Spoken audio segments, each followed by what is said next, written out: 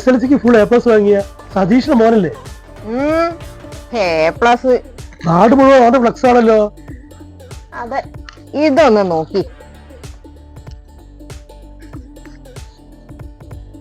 ചെറിയ ഉളി, ശരി, പരാപ്പ്, വലിയ ഉളി, വേപ്പ്, പഞ്ചസ്വരം, ഇതൊക്കെ പഞ്ചസ്വരല്ല, നാദസ്വര.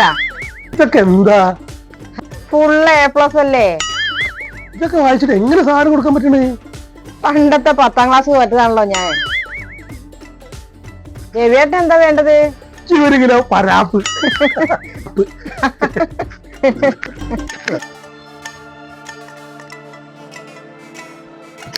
എന്താ കയ്യില് പേപ്പറൊക്കെ ആയിട്ട്?